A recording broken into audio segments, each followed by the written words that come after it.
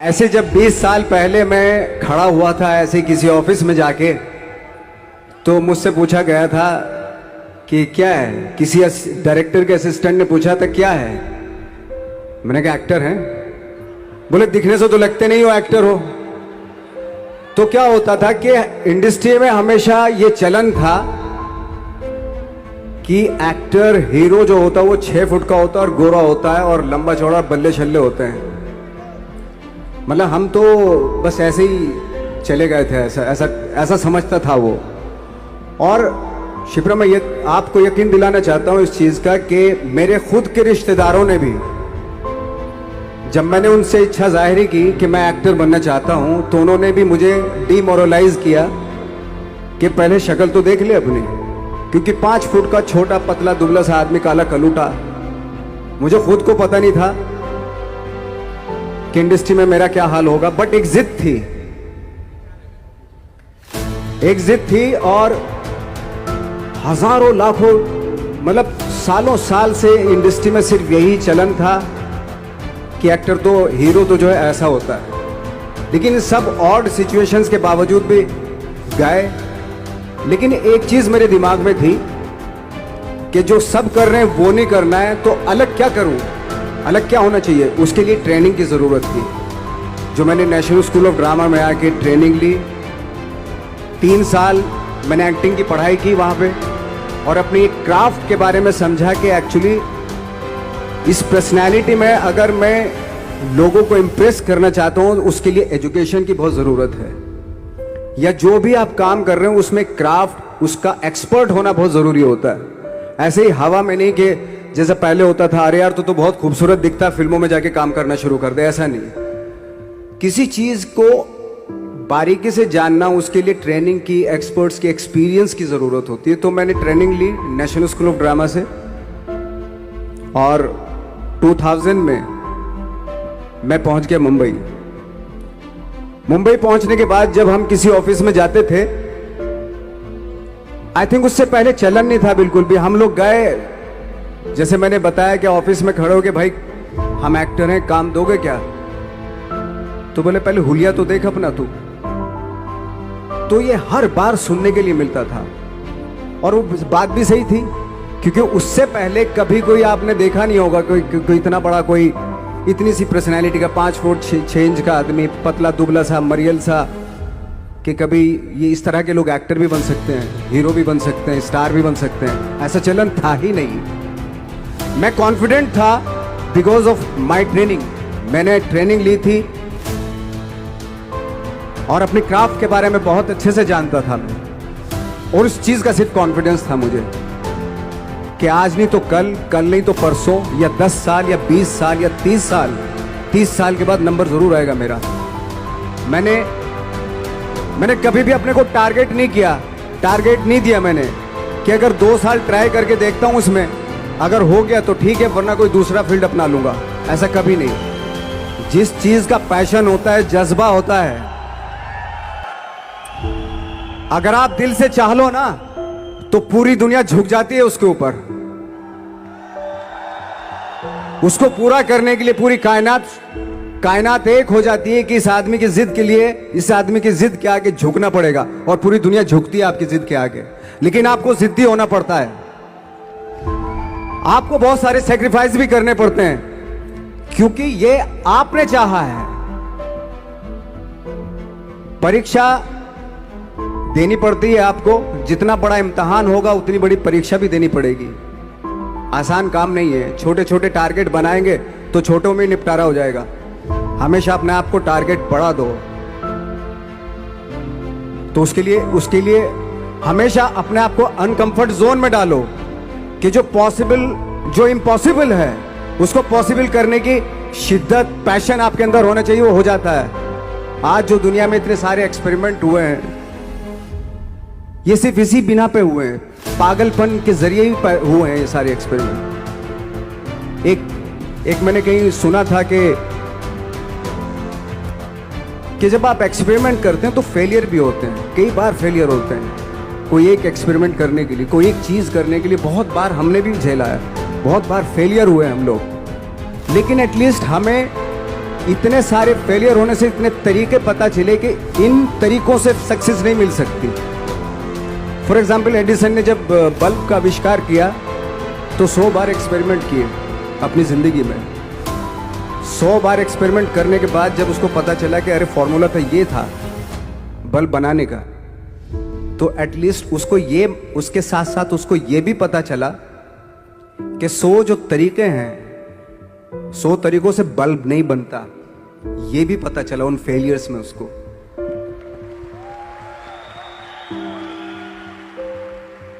जब हम लोग मुंबई आए तो हमें मालूम था हमारे पास पर्सनैलिटी नहीं है, हमारे पास बैक नहीं है, या हमारे फादर दादा परदादा तो फिल्म इंडस्ट्री में है नहीं, हम ही हैं, तो हमें क्या करना चाहिए। इसलिए लोगों के बीच में घुसे रहते थे, आम लोगों के बीच में घुसे रहते थे, उनका एक्सपीरियंस सुनते थे, उनको ऑब्जर्व करते थे।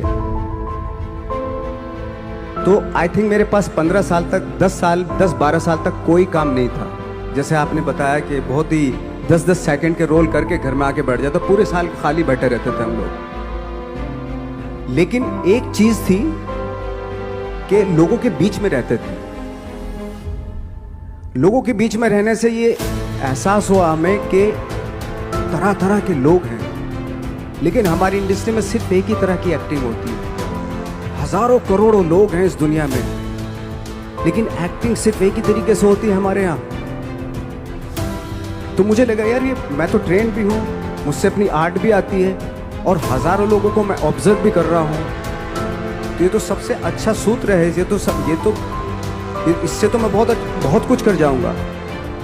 तो जब ये सूत्र पता चला मुझे कि अब मैं ये जो हजारों लोगों को मैंने ऑब्जर्व किया है, अब जब भी मुझे कोई रोल मिलेगा उन्हीं में से वो एक इंसान होगा।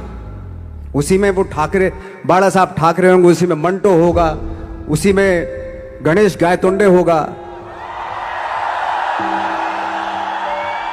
उसी में फैजल खान होगा,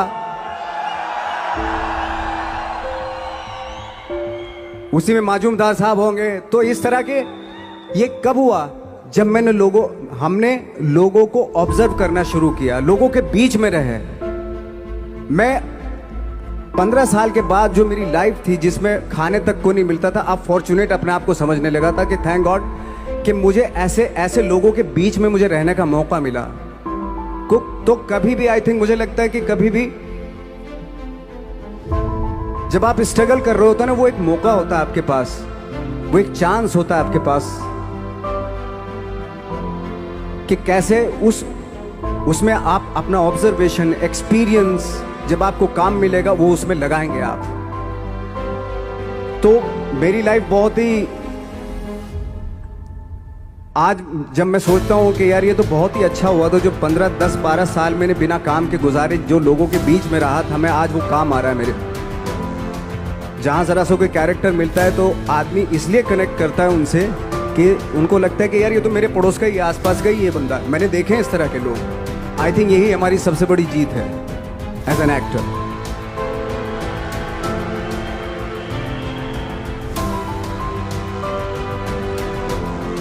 ऑफ कोर्स स्ट्रगल में बहुत सारी चीज़ें सेक्रीफाइस करनी पड़ती हैं, क्योंकि खुजली आपको हुई है, आप ही को मिटानी पड़ेगी। यू नो, आप जो आप हैं वो आपने बनना चाहा था, और अगर डिसअपॉइंटमेंट आ रहे हैं तो आप तो कंप्लेन भी नहीं कर सकते, क्योंकि आप ही ने चाहा था ये बनना।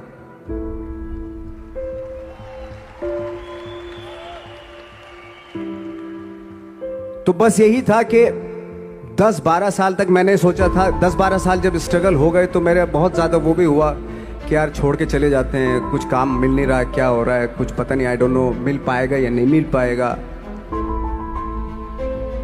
फिर ये होता था कि नहीं, मेरी मदर जो है ना एक लेटर लिखती थी मुझे हमेशा। तब मोबाइल नहीं आए थे, पेजर आए थे, तो पेजर यहाँ पे लगा के चलते थे हम लोग। जब उनको मालूम हो जाता था कि भाई बंदा जो है ना थोड़ा सा फ्रस्ट्रेशन में है, डिप्रेशन में है, क्योंकि काम नहीं मिल रहा, तो मेरी माँ मुझे एक लेटर लिखती थी। उसको लिखती थी कि लिखने के बाद एक लास्ट में लिखती थी कि 12 साल में कचरे के दिन भी बदलते थे, तू तो इंसान है, तू तेरा दिन भी बदलेगा।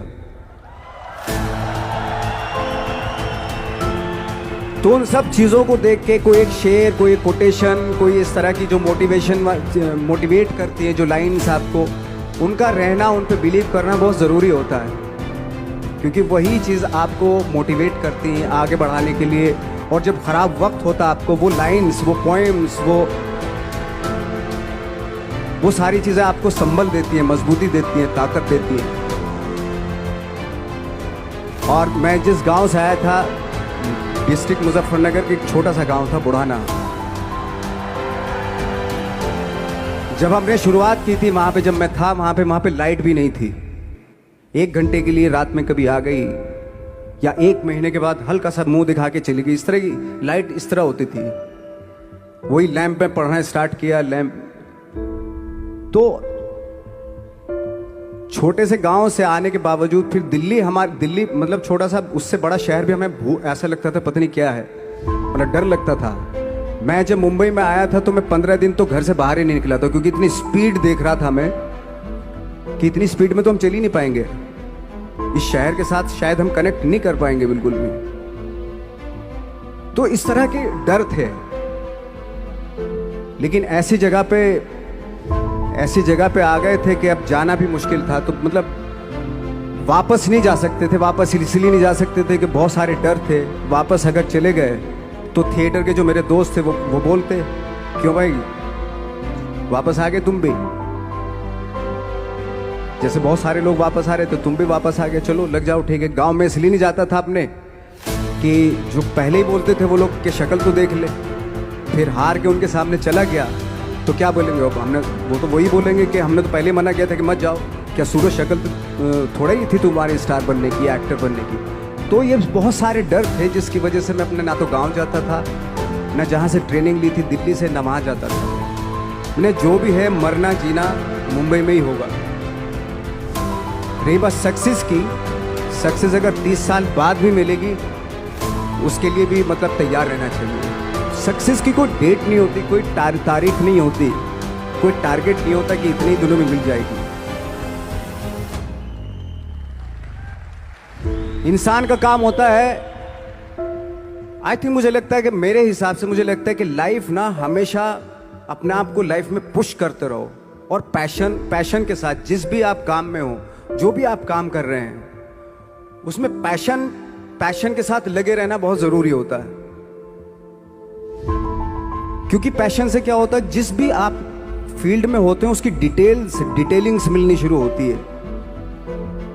जैसे जब आप समंदर में देखते हैं, समंदर की जब गोता मारते हैं, नीचे जाते हैं तो आपको एक धीरे धीरे बहुत कुछ दिखाई देना शुरू।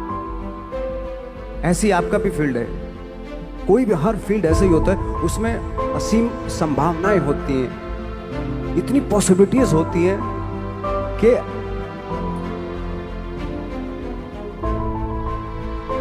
आई थिंक दुनिया का हर काम में इतनी सिर्फ अगर एक दर्जी है पैंट सीता है, 1000 तरीके की पैंट सी सकता है वो, अगर वो चाहे तो। अगर उसने नहीं चाहा तो वो जो ट्रेंड चला रहा है वही सीता जाएगा। लेकिन अगर उसने चाह लिया कि मैं ऐसा कुछ करता हूँ तो 1000 तरीके की पैंट उसी में 1000 तरीके की सी देगा वो। ऐसे हर फील्ड में पॉसिबिलिटीज बहुत होती है और एक परफेक्शन होता है। फॉर एग्जाम्पल जैसे हम लोगों ने ट्रेनिंग इसलिए ली कि परफेक्शन आ जाए अपने काम में। जैसे एक मैंने एग्जाम्पल सुना था कि ये छोटी छोटी चीज़ें जो मैं बता रहा हूँ, ये चूँकि मैंने बचपन में सुनी थी, उन पे उन्हीं को अपनी लाइफ बना के आगे बढ़ा तो आज यहाँ पे हूँ। इसलिए वो छोटी छोटी चीज़ें बहुत काम आती हैं, उनको सुनना बहुत ज़रूरी होता है इंसान के लिए। बताते हैं कि एक बहुत बड़े, पता नहीं ये सच है झूठ है, मुझे नहीं इतना ज़्यादा नहीं मालूम, बट कोई बहुत बड़े इंसान हुए, लेकिन वो पहले मौची थे, जूता सीते थे। लेकिन जूता जहाँ से सीते थे ना, वहाँ से कभी फटता नहीं था वो, भले दूसरी जगह फट जाए लेकिन वहाँ से नहीं फटता था, क्योंकि उसका पैशन था जूता सीना। काम भले वो है वो, लेकिन उस काम में भी उनका पैशन है। तो इसी वजह से वो इतने पॉपुलर होते चले गए कि यार जूता फट गया लेकिन सिलवाना वहीं जाके, क्योंकि वहाँ अगर उन्होंने सी दिया वहाँ पे, जिंदगी भर वहाँ से जूता नहीं फटेगा। तो छोटी छोटी चीज़ों में ये जो परफेक्शन, पैशन, ये सारी चीज़ें होती है जो आपका आगे बढ़ाती है, बहुत आगे ले जाती है। लेकिन उसके वही है